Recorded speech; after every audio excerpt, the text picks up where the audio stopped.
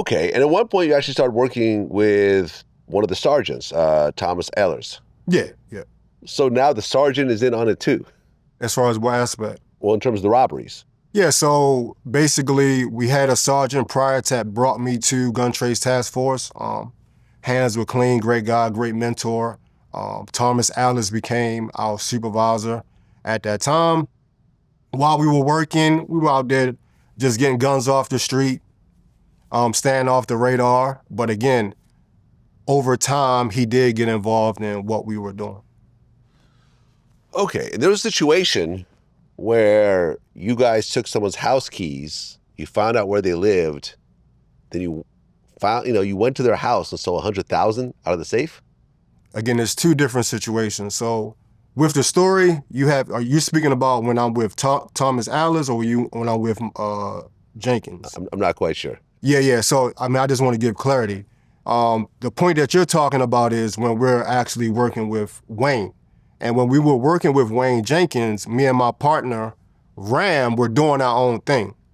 So it's certain instances where I wasn't there at this particular situation where you were talking about. It may have been his crew of guys in that situation. I wasn't with that crew with the 100,000. I think it was 200,000 in the actual safe. Wow. Yeah, it was 200,000. I mean, at this point, when you looked at Baltimore Police Department, what percentage of the cops were dirty? If you asking me what percentage? Yeah, what percentage? If you were just to eyeball it. At that point, this is like 2015. I would just say this, overall. Outside of BPD, right, across the United States, if you're in plainclothes, right, if you're in plainclothes, you're going to have to become the streets. And when you become the streets, become a product of your environment, starting to think like these drug dealers, trying to outfox them or think like them, there are going to be areas where you cross the line. I think that's just human nature. It's just hard not to, based on you're all going to have one-offs, which they depicted in the show, where individuals didn't do anything. It might just be one or two. But it's hard when you're in there when, Vlad, I'm your partner, and now you're struggling with alcohol, or your rent's low. You have a substance abuse problem.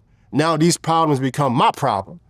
So again, I may be doing search warrants, taking money, but again, you may be going in pockets taking money, making things a lot hotter. So now I'm tied into you and I have to have your back when the eternal affairs come, because at the end of the day, I'm in the car with you and God forbid something happened, we're still police, and I need you to show up for me to have my back. Okay, let me ask it this question a different way. What percentage of cops did you know that were just totally, completely clean, would not do anything gray area? I think majority of officers are like that, because I think it takes, to do what I was doing, forget everybody else. You have to be in a different mindset to do that. It takes a lot of courage, arrogance, and to do the things that I was doing.